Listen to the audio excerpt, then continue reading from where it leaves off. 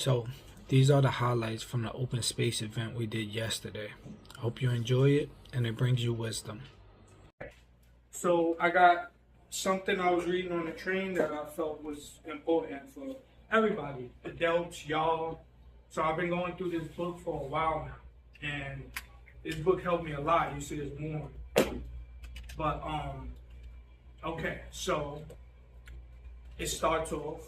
I wonder if we have ever asked ourselves what education means. Why do we go to school? Why do we learn various subjects? Why do we pass examinations and compete with each other for better grades? What does so-called education mean? And what is it all about? This is really a very important question, not only for students, but also for parents, for the teachers, and for everyone who loves this earth. Why do we go through the struggle to be educated? Is it merely in order to pass some examination or to get a job? Or is it the function of education to prepare us while we are young to understand the whole process of life? Having a job and earning one's livelihood is necessary, but is that all? Are we being educated only for that? Surely, life is not merely a job and an occasion. Life is something extraordinary, wide and profound. It is a great mystery, a vast realm in which we function as human beings. If we merely prepare ourselves to earn just a livelihood, we shall miss the whole point of life. And to understand life is much more important than merely to prepare for an examination and become very proficient in mathematics, physics, or what you will. So whether we are teachers or students, is it not important to ask ourselves, why are we educated or being educated? And what does life mean? Is life an extraordinary thing? The birds, the flowers, the flourishing trees, the heavens, the stars, the rivers, the fish, terrain, all this is life. Life is the poor. Life is the rich. Life is the consistent battle between groups, race, and nations. Life is meditation. Life is what we call religion, and it is also subtle, hidden things of the mind. And the envies, the ambitions, and the passions, the fears, the fulfillments, and the anxieties. All this and much more is life. But we generally prepare ourselves to understand only one corner of it. We pass certain examinations, find a job, get married, have children, and then become more and more like machines. We remain fearful, anxious, frightened of life.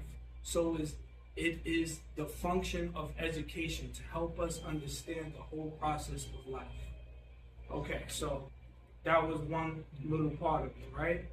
But basically what he's saying is as we become adults, as we have children, as we go and we pass these tough examinations and become important people in life, we get more and more frightened, more and more things overwhelm us, right? We do everything, we learn all of these things, education in general, to pass one examination, and then we start to decay. Our youth, it leaves because we only focus on that one corner or aspect of life. You know what I mean? We do all this to pass one test. If you're a lawyer, you'll be stuck there forever. You start to decay. You start to have kids, more and more kids. You don't care about your dream, your actual dream. You know what I mean? The frightenness, the fear of all this, it takes away from our intelligence, right? So, is there any intelligence where there is fear? Right? Frightenness takes away all forms of ambition, of anything, because you're scared to move. It takes away from what you know. You know in your heart something, but you fear the exterior, so it kills us. It decays us. So that's what I was reading and I wanted to say. It's a lot more, but yeah. In these 2 pages or 3 pages alone, it's a whole bunch. But that's basically what he's saying. Don't let education make you decay. Don't let your title or money or any of this thing take away your youth, because it is a precious thing to dream. It is a precious thing to be able to touch the ground and to look at nature and to, everything is not about the exam. But they will have you believe that you must pass these tough bar exams or whatever to have millions or whatever. The camera. Nobody no, but that's my camera. Oh, okay. Yeah, we're doing this for us. We need some proof that we're doing that. Can you see the camera real quick? No, you're still in the way of the camera. Over here. There you go. He's back. Yeah, but yeah. So, what do y'all think about that? Do you think that we're here to, like, what do you want to do, Jeremiah? Do you want to be a lawyer? What do you want to do? I just want to do something else and get a lot of money. I guess something involving science or medicine.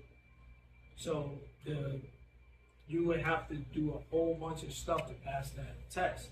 Everything that you learn is to pass that one test or the 5 tests, right? Or whatever you got to do to be that science person. Yeah. Right? So while you're doing that, what do you enjoy along the journey of whatever, passing that test? Honestly, I just game or consume media. That's what I really do to pass time while I'm trying to achieve those goals. Well, me too, and I think that's funny that you say that, because I watched this movie called Intergalactic. I don't know if you know, it's Kid Cudi, but he was a artist. And I was good at art, but I didn't think I was that good at art. But if I had not watched that movie, I would not have started drawing. So now I know to use media to teach, to inspire you, half those characters I draw is from something I've seen in a TV or a game or something. I will not play the game if I'm not learning from it. I will not watch movies I'm not learning from. I refuse to do anything I cannot draw things from. Colors, everything teaches me. Birds in the sky, rats on the floor, whatever. I don't care what I'm looking at, Jeremiah. I will learn from it. Who I'm listening to, I will ear hustle to get a lesson. Everything is my teacher, everyone. I will not let nobody's words fall on the ground unless they're a fool. And you could tell if they're a fool. You just turn your back, wipe off your sandals and go, or your Jordans and go.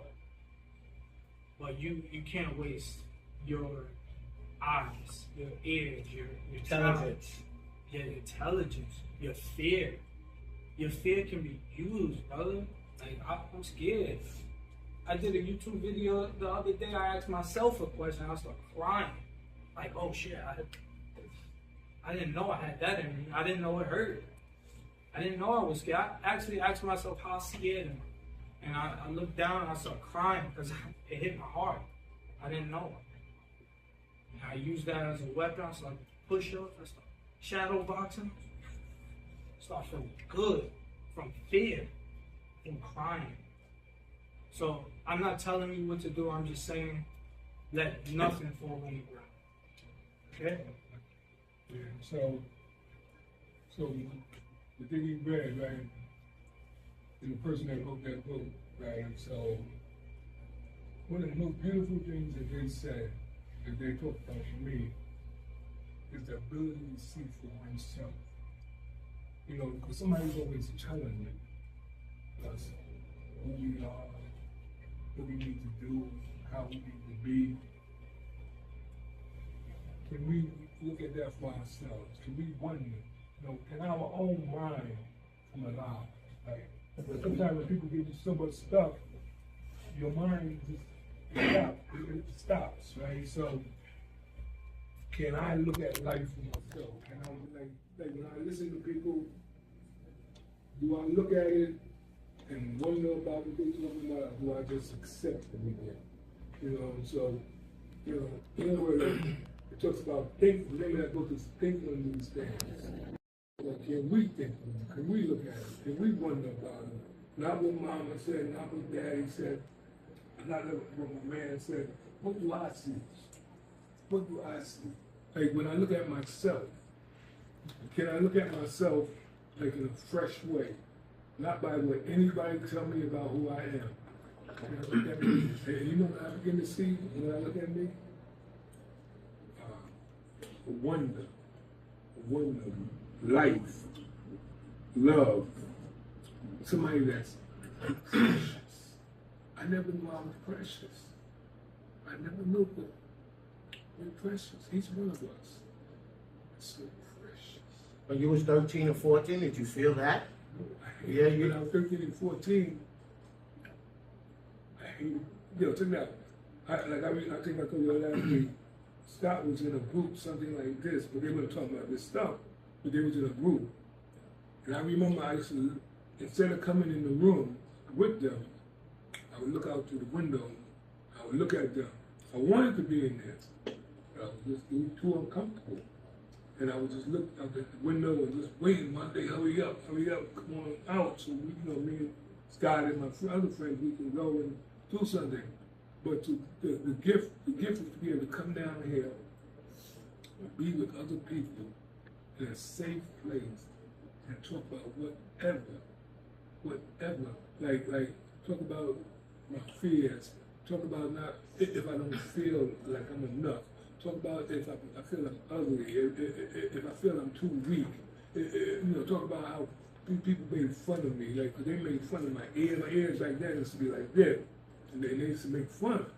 And it hurted so much. And it gave me a more idea of who I was, right? And now we got a safe place. Ain't nobody here gonna judge us. And if they do, then they gotta be aware. Hopefully they become aware of judging them. Because our minds kind of used to judging. A lot of us are conditioned to judge one another. To find fault in each other so I can put myself up above you. Everybody, like, a lot of times people look at them trying to feel better about themselves, And so we looking to see if it's possible that we can see a unity, a oneness. And like, I'm just so grateful for everybody that's here, man. And I gotta get ready to go to the car because I was going to have a sign-in sheet. Steve reminded me, but last week everybody signed the other sign. Things, not just one or two. It's just something to think about, okay? Just don't do what I did as a teen. Confine myself to a couple of things. Because it affected me in my 20s, my 30s and 40s, 50s, and now I'm in my 60s. It's too late to be an astronaut if I wanted to be, even though I wanted to now, or be a scholar of the universe. Something like that, which I'm so interested in that. Wait, how's it too late to do? Out of curiosity, how's it too late to do that? Okay. Well, I guess at 66 years old, number one, right? Back then, it was a lot cheaper for me to go to school than college to study, and a lot cheaper, right? Now it takes money to go get an education like that, a lot of money. Mm-hmm. If I want that type of education, it didn't cost that much to do that back then, in the 70s, as a teenager. I would have been in college at 1978. I would have been 18 years old going to college. Instead, I left high school because I was so confined up here. What did I do? I got a factory job. Boxing up factories for Jewish people in their factories, treating us like slaves. I was like, yeah, I'm making... Back then, I think it was only $5 an hour. I wasn't making nothing in the 70s. Right. Now, I mean... We make now $31 an hour. And even that in New York City. That ain't nothing. Ain't nothing. That ain't nothing. So I don't want to give. I'm just saying, when I was your age, I just want to give you something to think about. How I confined myself to one or two things that I thought I could do, and I didn't pursue it because I was shut down. I just confined myself into a little box, you know. So just be open to more things, you know. Like you like to make money, open yourself up more things maybe besides the stock market. You know, maybe a research the most advanced professions now, right? The top 5, top 10 professions. Just read over them. Just think about it. Just think about, But what's also, the most hottest professions right now? And of course, the most important thing is not getting back to what Noah said. It's not just about the work and the job. It's at the same time finding out who you are, really who you are. You know, it all comes together, I guess, at one. and y'all would consider yourselves intelligent, right? Yeah. Y'all know what is intelligent for you? Honestly, I feel like every human is, well, speaking about humans, not animals. Any human is intelligent unless they have something genetically preventing them, or physically preventing them from being intelligent. Okay. People just use their intelligence in different ways. What about you, Nigel? Same thing? What about you? I agree. You agree? Yeah, I think that's a very adequate explanation. I believe that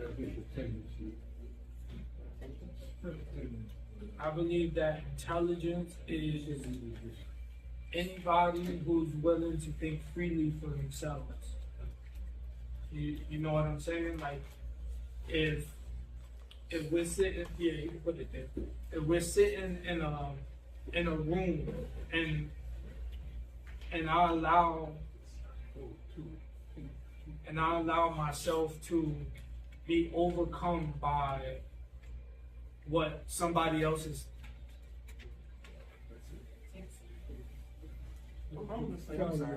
It's okay. I'm still listening. Like, All right, yeah. Sorry.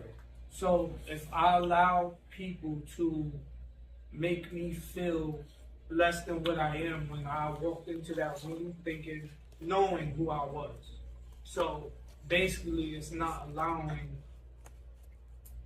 thoughts to be in my head, no external thoughts to be in my head. Of course that's not all intelligence is, but it's to think freely for myself and have my own opinion and not let shit form who I am. You know what I mean? So, just that part you were just saying. I guess what you're saying is also, how easy is it for any of us, grown, teenagers, whatever, to be in a setting and let someone else's opinion of us affect how we feel about ourselves? Yeah. Can I just stop you for a second right there? Am I lying? Was I not just saying this in the car? No. Driving here? It is funny that you two brought this up and I was just getting on him about what you just said about how other people view you. I kid you not. As I was driving here Wow. and parking the car, and y'all just saying everything, I was getting on these two about it. Well, really him. Yeah. And you know what? It used to bother the hell out of me.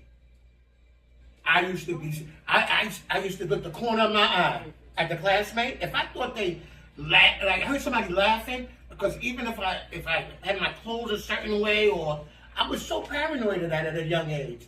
Well, I heard somebody laughing, and I wouldn't look right at them like, you laugh, but I would have the side eye, like, to see what they're staring at me so I could find out if they're really talking about me, right? That affected me so much. Again, why? Why did I let someone's opinion make me feel so... But I wanted to crawl under the desk. I remember that in high school and junior high. Why? To this day, at 66, I can't answer it.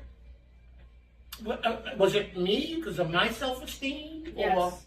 my self-esteem I that can't. did I have to get? Sometimes I should think if I would have got madder, I would have been able to crush that a little bit, that feeling I had. You know, but I kind of just sit back in the shot, kind of like look the corner of my eye. The next day, if I remember feeling so out of place sometimes. If I felt, you know, I felt like out of place because I didn't feel it myself, I wouldn't come to class next day. Wait, so I would give them a break from seeing me But until I heard you saying when you was younger. when I But what teenage So you say public school. that never happens to you now when you feel somebody talking, or you may feel somebody looking at you and saying, I mean, I could be on the train, yeah.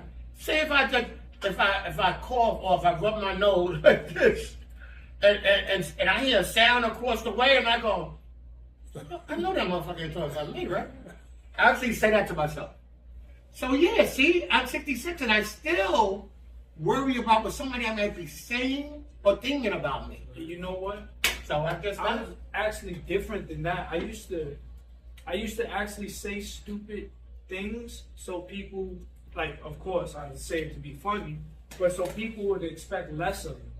You know, like, this is the guy who's always joking and messing around. Like, they didn't expect anything from me. So when I said something intelligent, they would be like, oh shit. Like, yeah, you thought you were smart because you look better than me, or because you thought you looked better than me, or because my hair's not done, or what did you think? Can we ever? And I love doing that to people. I did Yeah. love doing that to people, but now I don't. I try not to spew curses. I try not to say any crazy things, because it's when I say something that makes sense now, they'll be like, oh, you know, they won't pay attention to you because you're always saying dumb shit. You know? Is it how? I wish somebody would have had an answer for me. I mean, there was no answers really. You just kind of talk and maybe we can learn something from one another. But I would ask back at 15 years old, if I had somebody to ask to, if I had the balls to ask somebody like, excuse me, Mr. or Mrs. Teacher, like, how do I get past this? How can I feel better? How can I get rid of this out of me? I didn't have nobody to ask. Because they don't know. I didn't know exactly. I know. Is Teachers, there an answer at all? I know teachers that bully kids just because they come to school upset. They talk shit about, you know, things. It's ridiculous. It's ridiculous. I think I almost had that same feeling like how Dad had, because when I was younger, I got teased a lot on my appearance and how I looked or whatever happened. So it wasn't until I sought help speaking, you know, I went to anger management because my husband thought that was a good idea for me to go to anger management to say, you know, you got, you know, I used to get, you know, he come on his face, talk to me crazy. I'm taught, you know, I'm not fighting with you. Now is if we're gonna get violent. Now it's gonna go to violence. So he was like, I think you got problems. You really need to get. So I took his advice. His mother too, and I'm a type of person. This is me in my early 20s before I had my children. Wow. Yeah. That I'm always open to learn and accept constructive criticism, because at a young age I started to get into that. I want to be better. You understand? Like, I want to, you know, have self-awareness. I want to be better. So I did anger management classes, and then not only that, a few years later I did, you know, marriage counseling. So I did a few things. So what I'm trying to say, when I did the anger management classes for myself, there was a lot of things that I realized that it was the negative things of what I was thinking inside, of what people first put in me, you know, for me to have that thought process. So now, and I used to feel like, oh, are they talking about me and be shy? Now I hold my head up, I look in the mirror, I know I'm a bad bitch. So I walk now like, and I can be in that room full of people, because that was something that I had to get out of my mind. I think that the thing that I've heard most in this meeting today is about free thinking and being true to your thinking about what you feel is the right path, or so to speak, like the right way to go about things. It doesn't have to be necessarily a straight linear path. It could be twists and turns, because that's what life is. Twists and turns, a bunch of twists and turns that, you know, come back and loop around, and you still end back up on the same on the path eventually. To me at least. But I think that the thing that I got from this meeting today is basically, what can I do to more bring out how I truly want to think, and does this thing that I'm doing align with the way that I want to think, or the way that I think? Like, I can't say I want to be a stand-up guy and then still be jumping the turn style. Oh, it happens sometimes. That it does. I'll admit that it does. But you know, you get where I'm going with that. Yeah, So, I got 2 tickets in 2 different states for the same shit. I just got 2 tickets. I mean, I didn't mean to curse, for but jumping the. I was trying to get to work too. me So, too. Somebody, my debit. Well, the numbers, they scanned my numbers and they was taking my money, so I had to cut off my account and I had to jump the turnstiles and stuff. Well, I didn't have to, but yeah, I had to. What else I'm gonna do? You know, to even get access to any type of money, I gotta come to my father, or I gotta go to, somewhere. So yeah, You still didn't things pay that just ticket. happen. You still didn't pay that ticket, by the way. Things happen. And that's also like procrastination. Like, if I put something off till next year, I'm never gonna do it. Like, if I even think about sitting down while I got the thought of doing laundry, I'm not gonna do the laundry. I'm gonna go. I gotta go. It's no way I'm gonna go to sleep for an hour and get up and do the. No way. Yeah. That will be there for a Yeah. year. Yes. I struggle with procrastination still. It's bad. so And Yeah. I was thinking, is that fear? Am I I don't. Sometimes I go a long time without answering the mailbox, without opening my mailbox. I paid my bills. I don't, leave me alone. My lights paid, my rent's paid. I know that it's automatic. It comes out of my account. What do I need to answer the mailbox for? Something is maybe fear, maybe procrastination, maybe both. But sometimes that's my biggest fear, is opening that mailbox. Even though my bills is paid. It's weird.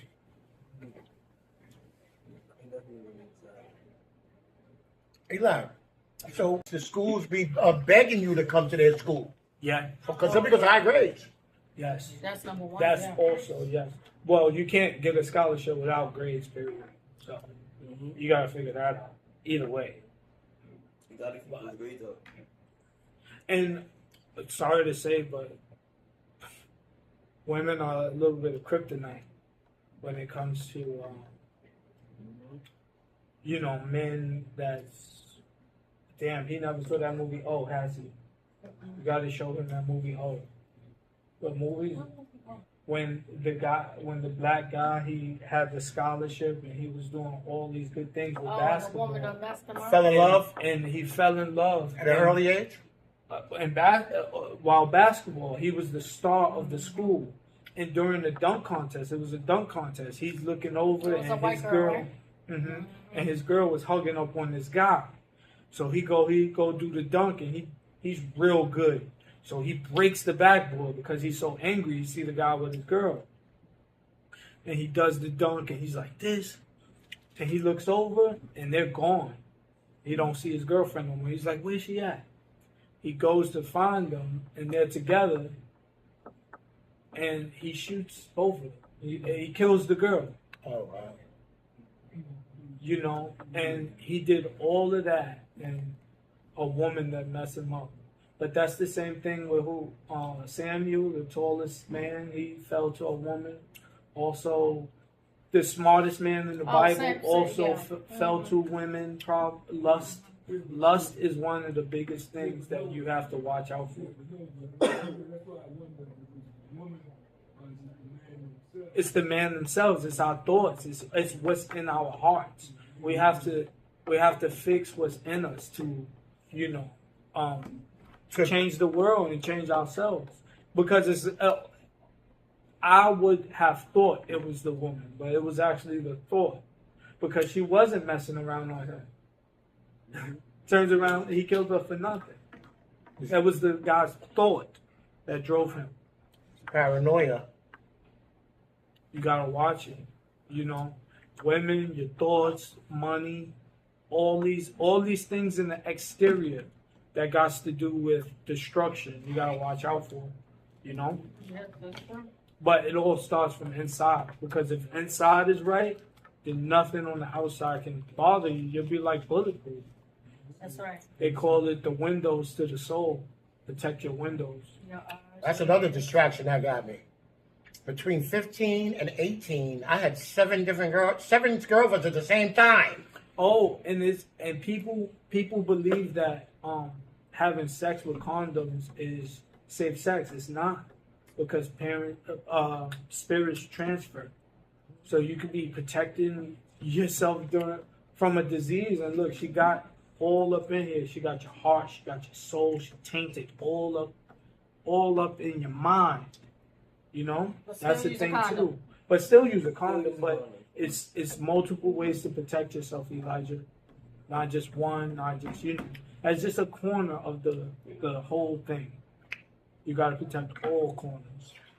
And Jeremiah. In Jeremiah, but I think Jeremiah the type of one, he probably got about.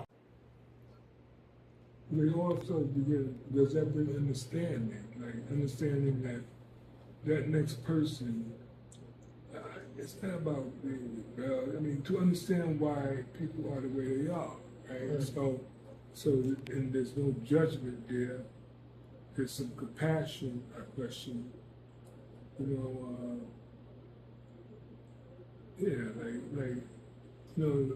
That rebellion and all that, all those other words you use, seems like sometimes that can come from my own conditioned way of being. Some other stuff I need to look at about myself, because well, I mean, I just question that. well, when I read it, I use that word rebel, but that's just my word. But what's in my heart is not rebellion.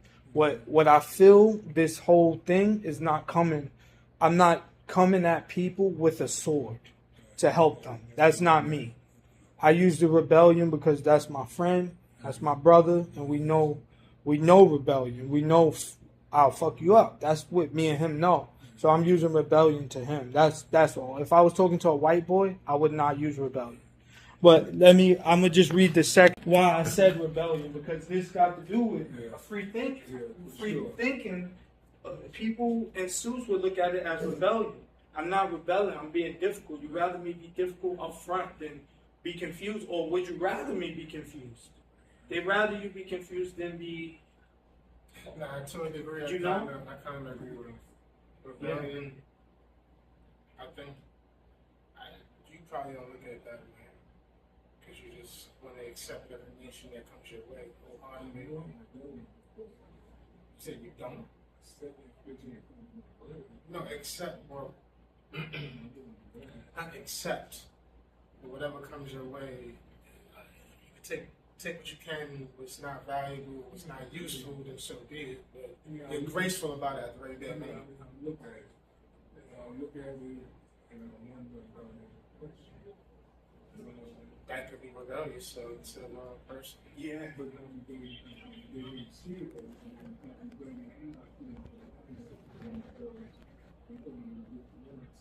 but the other person may see it. That's me. I think we're on the same page. You just free thinking, trying to just think outside of that, whatever that norm is. That in itself is rebellious to the wrong person, to whatever powers that be. Yeah. Nobody wants you to just think. How you should follow orders. That's what yeah. That's what rebellious means.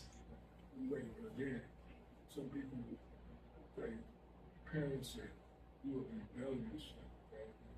And there are some children that are just rebellious. That's just the way that's the way they deal, like, and they do, some people do it purposely. what I'm saying, two cause, Friction. yeah, when it's coming from a heart of purity, a heart of caring, a passionate heart, like it is one cause, like you go to use friction. So is it possible that the other person may see it, that would be with somebody agreeing or living their life differently? But my heart, that's not there, and what I see happen is sometimes even in little cases, people didn't see that. They didn't see it and don't see it as like you couldn't invest in it. And it's spend time you didn't see the heart in it for the landlords sometimes being there so full. You know what I'm saying? Because in the street we learn it differently. Wars are up. Wars are up. From the time I'm a young youth. You know what I'm saying? After what I went through at home, wars went up. I couldn't trust. You know what I'm saying, at home, because my parents was going through whatever they was going through and they wanted to give me what they had, but it still caused some pain in my life, right? Right. So wars went up. I can't trust people. I came out and I grew up in the projects. Now you got the gangs, you know what I'm saying? Like I remember coming home at 13 from Farragut Project and like Avenue Kings, right? And like they used to bust all the lights and in the front of the building and in the lobby, and they'll be standing in there.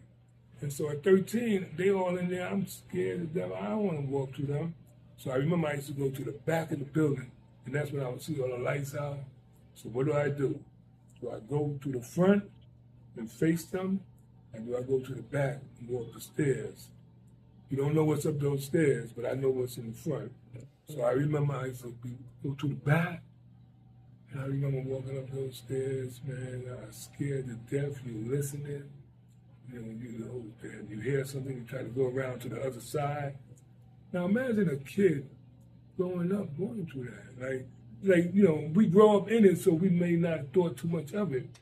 But I question if kids are affected by that. You know what I'm saying? And I question if it followed me throughout my life. You know what I'm saying? And so don't trust. No trust. I couldn't trust people. I'm just learning now because I'm learning to see I'm seeing who I am, get a better idea of who I am. And that's now I can allow him in, I can allow him. I mean, me and this guy, we hung out a long time, man, and but he might have known, he may not have known. I had a lot of stuff going on, envy, jealousy, a lot of fear. Comparing myself to everybody, always comparing myself, and coming up short, always coming up short, and that was difficult. But I know I went on for a while, but I just wanted to share that. You spoke. That's what you're supposed to do. You have a heart, and you speak from the heart. You can't help it, and that's what this thing is. I promise you, that's what it is. It's not heart beats intelligence. If we was to have an argument, not about this is argument, but if we was to have an argument from our hearts with some intelligent people out there, we would win. What we live out beats logic. I don't care what right there is rebellion. I know, but I don't care what science But there's says. nothing We wrong live with this that, life. though. I think we try to. I don't know why we demonize being rebellious. That's not really a bad thing. It's usually a bad thing to somebody who's trying to keep whatever structure intact to keep everything in line. Like, usually rebellion is something against somebody who's in charge, right? Isn't that kind of fucked up in a sense? You don't want me to think? But just make another way? Hey, why don't we put the seatbelt on? That lowers insurance. To somebody, that's rebellious. You using your brain to calculate something that can actually be useful or valuable outside of what they deem to be as permissible or calculative or promising or rewarding. You know what I mean? Rebellion isn't always a bad thing. It just means you're thinking. Hey, now you said that, but now I was wondering, when you speak to, what was it like for you Like I shared how it was like for me growing up, you know, internally and stuff, not the external, right? Can you share any of that for you, like what was going on internally? And do you see how growing up, As a young teenager? as a young kid, young teenager, in the 10, 11, hood, 12, 13, 14. and all that, like, even as a kid, and did any of that follow you later on in life, you know, throughout your life, and some things still may be, you know, there today that you looking at and learning, you know, maybe some things that you may want to change or whatever. Regarding what? So I know how to answer your question. Like in general, or just? Yeah, just in general. I mean, like me, I talked about fear, I talked about insecurity, and things like that. I talked about some internal stuff. So, you know, because I dressed up that outside to cover up my inside, and because there was so much going on. As a young, as a young. Yeah. Oh, even as I got older. As you're older, but But not now. But it began as in your early years. Yeah, because wanting to be accepted, feeling different, you know, things like that. You know, even TJ, anybody, you know, just what was it like internally for you know, When I was like a kid and stuff, like in that situation, I relate to the situation of where you said you was like scared to like go past like the front of the building and stuff, because they would like knock all the lights out.